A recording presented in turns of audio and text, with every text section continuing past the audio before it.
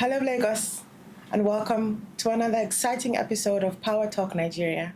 I'm your host, Sarah Adjonoma, and with me today in the studio, I have the CEO of the Nigerian Infrastructure Debt Fund, Mr. Saurabh Srivastava. Thank you so much for being here today. Thank you for having me here. Thank you so much. So we're just going to get right into the questions, and let's give our viewers some interesting facts about what we want to be updated on today.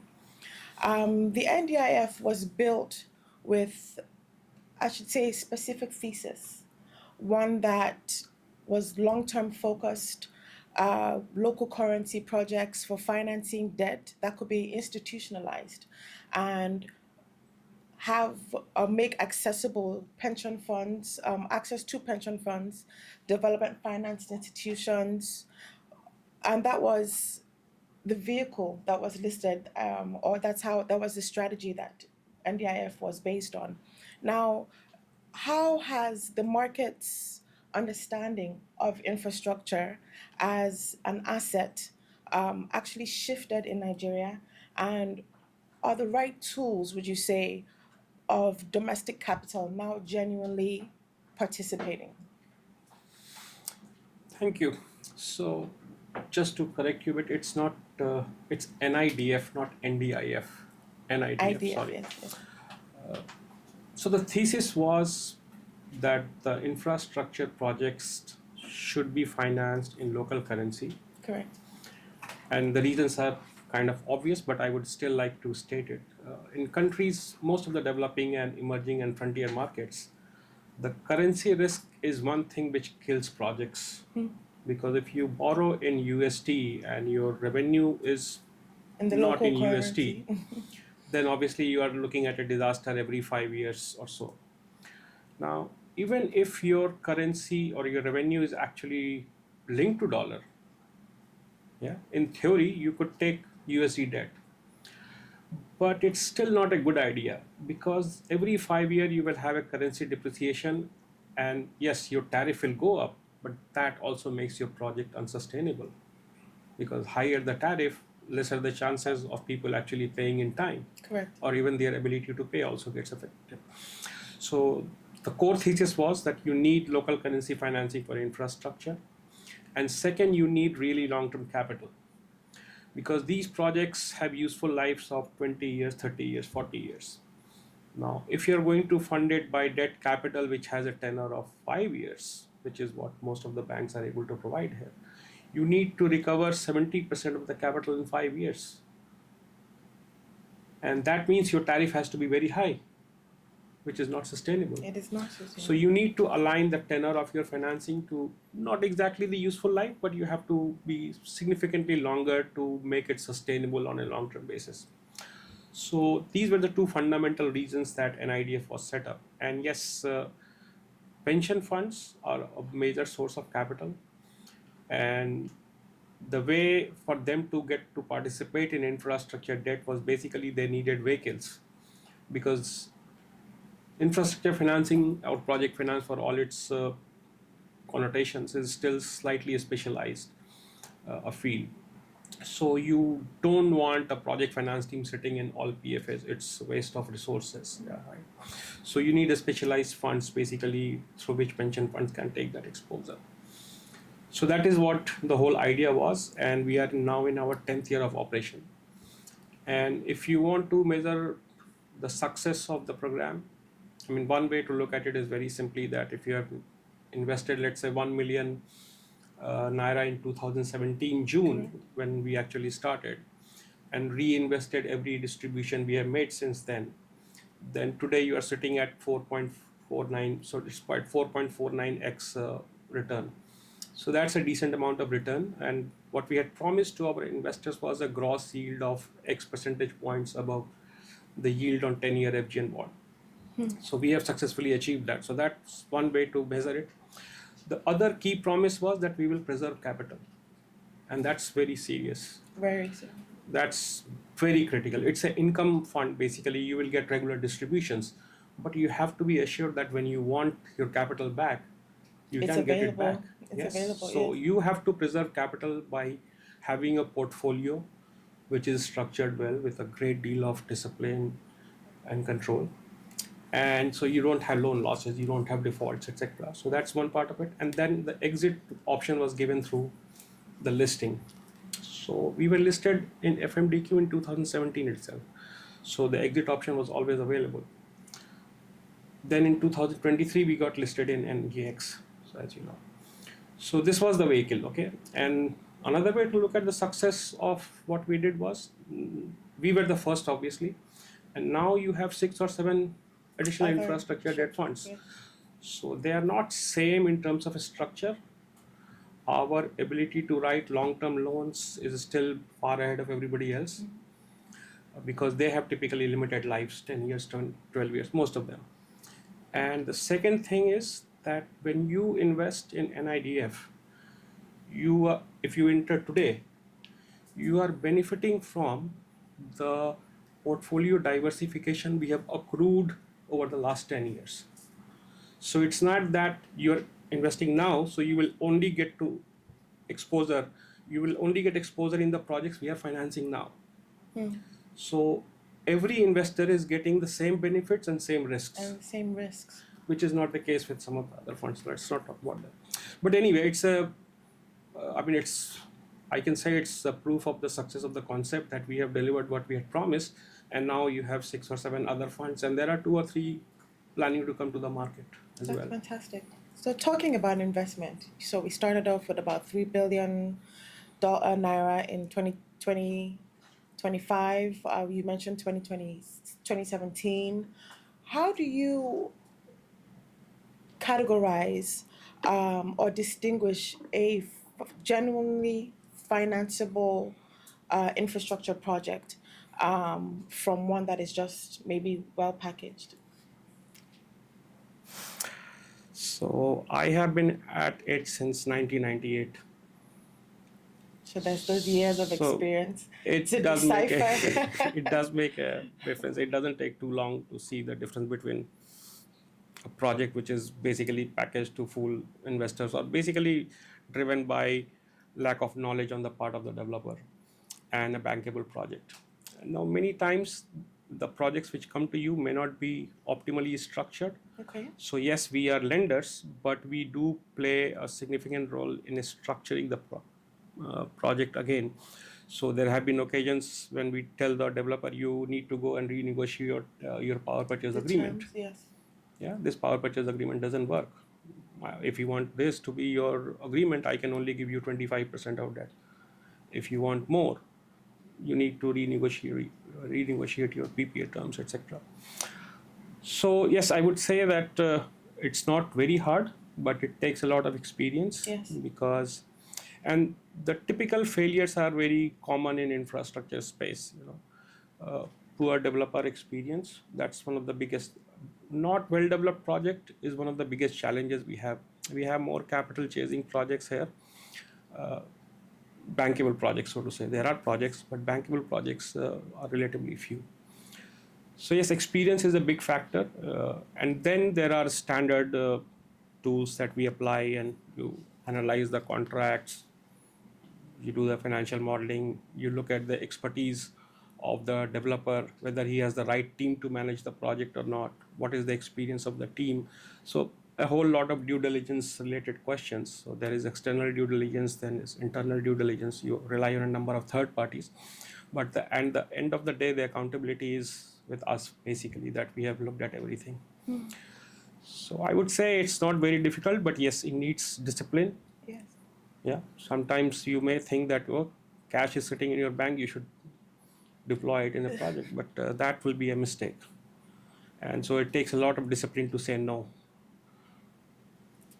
Especially when you have a very adamant. No, it doesn't. I mean, adamant means project developers can keep pushing us. If we don't like something, we will not do it. Very eager, yes. Yeah. Yeah, so I mean, first of all, I will not agree.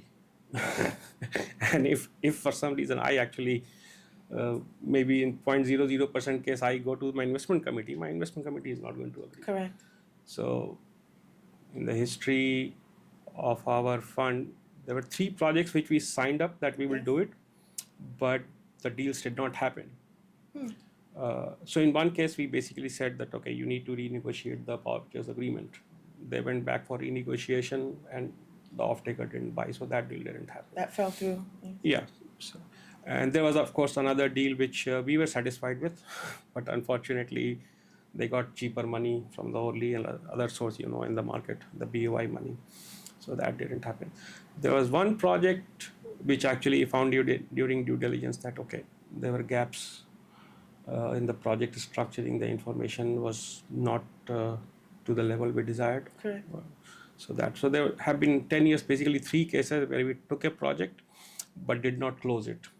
So that's a pretty decent track record, I would say. So the loans that the fund supports are typically priced at 300, maybe 500 basis points over the benchmark on a floating rate basis, correct? Now, with a weighted average tenor disbursement, maybe over 10 years, 10 years. Roughly 9-10 years. Yeah. So, and in a high interest environment, that pricing puts real pressure on project sponsors. Would you agree with that? You have to operate in the market you are in. Okay. So if you are borrowing from a commercial bank, as of today, you are paying more than 25-27%. Correct. Mine is still going to be, as of today, it's about 20% or 21%. So I'm always going to be cheaper than the banks. Yeah. Second fact is that, yes, cost of capital is a huge factor, but it's something when you're structuring the project at that time itself, that this is your cost of capital. So you have to design your project in a way that it can service that cost. Yeah. Or you reduce the debt quantum. Yeah. Make it equity risk. Okay. Yeah. That's always a good option too. And that's one of the options. But I will tell you one thing: the projects that fail in infrastructure space is rarely because of cost of capital. I mean, once you finance them, once financial close has happened, the failure is not because of cost of capital. It's because of some execution, some regulatory risk, some payment default, or things like that. It's rarely cost of capital. Mostly. So it's a challenge at the stage when you're underwriting the deal, structuring the deal, but in the long term, the bigger challenges lie somewhere else. Execution mostly. Execution is a huge risk. So how many otherwise variable infrastructure projects in Nigeria are currently being held back by, okay, we said not lack of capital is not really maybe the issue, but because of, sometimes the capital doesn't just simply work for the project economics.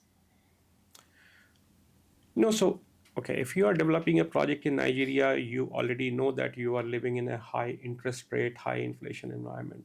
Okay. And if you compare the scenario today as compared to 2 years ago, things have stabilized a bit. I mean, 2 years ago, the exchange rate was itself such a big variable that you were worried about underwriting any transaction. Yeah. So you are today in a more stable environment, but you, as a developer, when you are designing your project, you know these facts, that this is the cost of capital, this is your hurdle rate. So you need to ensure that your revenue stream that you are negotiating with the off-takers is adequate to provide for the cost of capital. So I don't know if there are projects which are not working because of the cost of capital. Okay. Yeah. It's mostly because of some other reasons, I would say. Yeah. I mean, if an international developer comes and he is not familiar with the Nigerian market and he makes some wrong choices in terms of structuring your project, it's a different thing. That's one thing. But local guys know the market very well. And even international guys always actually exercise a significant amount of due diligence before they come into a market. So I wouldn't say lack of capital, long-term capital, maybe an issue. Long-term, that's actually the long-term capital. Yeah, long-term capital, because banks are willing to give you money. Even if you can service 25% interest, you can't repay your loan in 5 years. It's too short. Yeah. So long-term capital, lack of long-term capital is a challenge. But cost of capital, I would put it maybe 5th or 6th in the rest of things which actually make it difficult. Okay. Okay, thank you for that.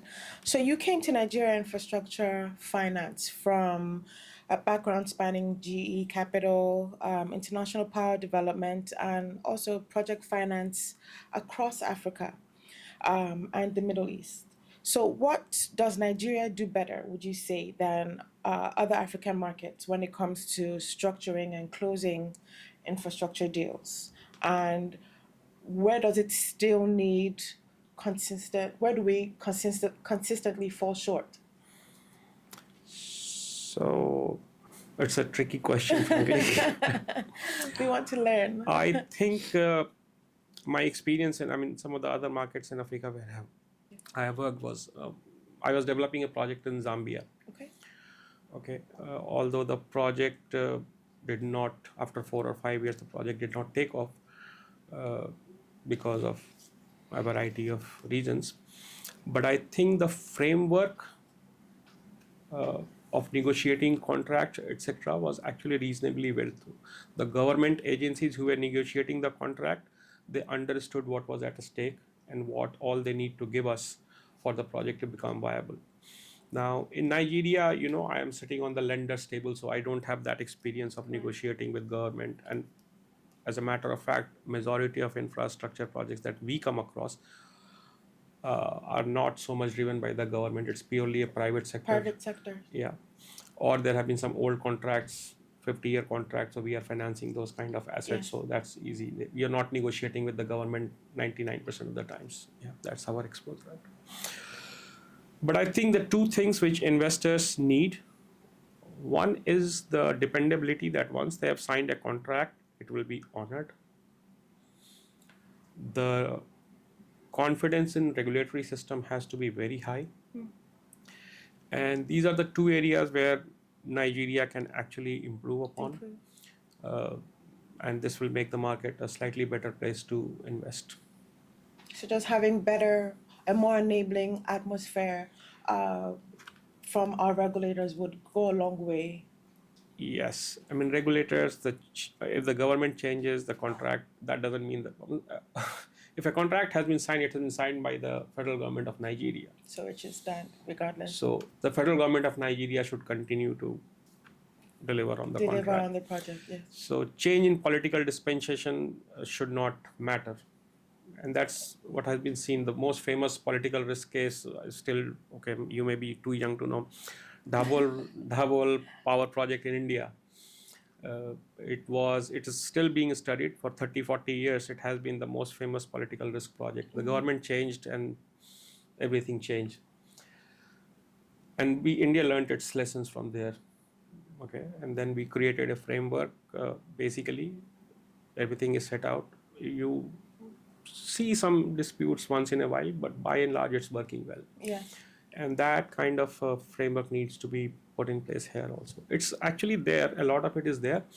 But in the execution of it. Yeah, it's the execution of it that needs to be a lot more strengthened, disciplined. That's the thing. Thank you for that compliment there. So NIDF's portfolio spans over power generation, energy infrastructure, telecom, education and healthcare. So given that Nigeria's well-documented power sector liquidity crisis, with our discos unable to collect enough revenue, how comfortable would you say that you are with your fund's exposure to the power value chain, so to say? And what does a bankable power project or a power sector deal look like to you right now? Just give a few pointers. As a matter of fact, we have not taken any exposure in any power plant which is connected to the grid. This was a decision made right at the beginning of the fund's constitution. The power projects we have financed are basically embedded IPPs. So somebody goes to a company like a NBC or Lafarge and says that I want to set up a power plant for supplying to you. Yeah. So it's completely a private to private deal, and those are the projects we have financed mainly. So the reason, you already mentioned the reasons why it's not good for us to actually invest in that sector, because we are very conscious of the fact that the money we get to manage basically belongs to investors who are going to depend on the returns for their pensions. Yes. Yeah, so we are long-term stewards of that capital, so we cannot risk our capital deployment to those kind of projects where these challenges are already known. Yeah, things could still go wrong in any project. Theoretically, you could do everything and still things could go wrong. But if you see things are already where they are, it's very hard for me or my investment committee to actually justify an exposure in that sector right now. I mean, we are watching it closely. There are a number of attempts being made to improve the situation. Maybe 4 year, 5 year down the line, there may come a project which works. But right now, we are going to stay on the path we have chosen. We know that Nigeria requires around, uh, let's say, over $1 billion annually to close its infrastructure deficit Billion across dollar is nothing. I think you're talking about $100 billion. $100 billion. Yes. Yes, 100 billion. 100 billion annually, to close its Yes. infrastructure deficits across power, transport, social infrastructure, and the energy sector pretty much sits at the heart of that gap. Yet, we have projects, especially in power generation, gas infrastructure, that carry a unique combination to of off-taker risks. You know, foreign exchange exposure. The regulators keep coming popping up in these issues. Um, so there's uncertainty there that makes them structurally harder, to finance. In your experience, which of these risks is the most deal breaking? And how does your fund go about structuring around these risks? Okay, so my fund's approach on foreign exchange is quite simple. And there are two ways you get exposed to foreign currency risk. One is if you borrow in foreign currency. So we, as a matter of policy, do not actually lend to companies who have or who plan to take USD debt. As as a policy. Absolutely. Okay. And not, I mean, we have refinanced a number of companies who had USD debt. Then they took money from us and took their USD debt out and basically survived the crash that happened, during the period we all familiar with. So as a matter of policy, we do not take USD liability borrowers as our book on our book. The second foreign exchange risk comes from when you are in a construction phase. You need to buy your equipment, you need to pay your contractors in foreign currency most of the times. Now, there our approach has been that it's a project is going to take 2 years or 3 years construction. We tell them you draw down as much naira you want now and buy all the dollars you need for the project over the next 2 years. Okay. So yes, your interest during construction will go up a bit, for which we have already provided in the initial structuring itself. But that way you substantially reduce the risk that once exchange rate goes up, your project cost is going to go up. Correct. And then make the project economics go wrong. Go wrong. So Yes. these are the two. I mean, there are other mechanisms, but these are the two core thesis of avoiding foreign exchange And risk, these I would have say. worked over time. Yes, till now it has worked very well. That's fantastic. That's fantastic. Let's talk about our Nigerian energy transition. It's creating like an entirely new category of financeable assets, and we have our solar mini grids, our captive power. There's a lot of talk about gas to power projects now, but financing for these models is not catching up in real time. I think that's a correct a correct statement. Now, what I want to know is for your fund's portfolio, spanning pipeline networks, marine infrastructure, as you look to the next generation of energy deals coming to the Nigerian market, where do you see the most credible financing structure? So, look, when you talk about the energy transition, yes, bulk of it is focused on the solar transition to solar space. So, in Nigerian context, transition may not be the right word to use. Your transition means you're moving from point A to B. Here, the point A doesn't exist. Your grid has a capacity of 5,000 megawatt today. Yeah, for a country like this, it should be at least 50,000 megawatt. 50,000. At least, yeah. So there is no transition. So you have an advantage. You can start building straight away the To match transition. that, Yeah, yes. yeah. So again, if you're building a solar plant for supplying to the grid, that's a risk we are not. I'm not going to talk about that right now because it's a matter of policy. We are not looking at that risk. But if you are building a solar power plant for supplying to CNI customers, we have done a lot of that already. And we have started doing that since 2019, I think, and we have been fairly successful. We did do a number of transactions in a mini grid space when the earlier NEP program was there. Now there is a new regime called DRS program under which government gives you a grant for developing these projects. We have not been able to do any transaction in this phase because the grant is now paid in dollars. So it makes sense for developers to actually take dollar loans. Correct. Yeah? Because if your revenue is completely dollar and it's underwritten by the government of Nigeria, that's the best risk you can actually, theoretically at least, that's the best risk you can underwrite. So, but we are not doing that. But otherwise in CNI space, we have done a lot of work and we continue doing that work. In the immediate pipeline, most of the projects that I am seeing is basically in the gas space and in the solar space. Okay. Yeah. So in the gas space, it could be expansion of some pipeline somewhere, or a new CNG station being set up, or simply a gas processing facility set up on a tolling basis.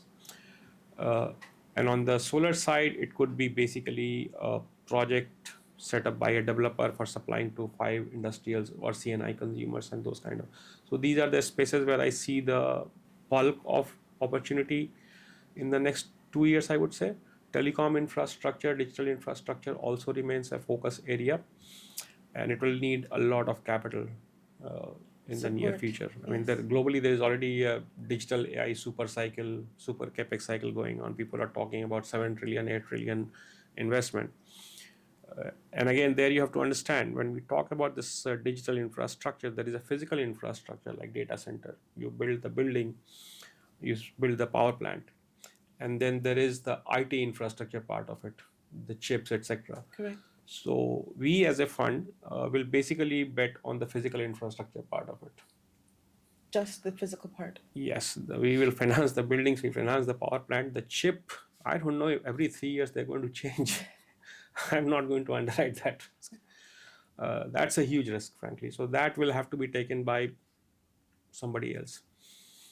So these are the 3 spaces where we see bulk of action happening. Transport could do with a lot more capital, but the problem in transport is the project pipeline has to be developed by the government agencies basically, and that work is not going on the kind of scale that it should, frankly. It should at the moment, correct? Yeah. Fantastic. So we have gas, we have solar, and Total comes up. So we've heard that advice right now.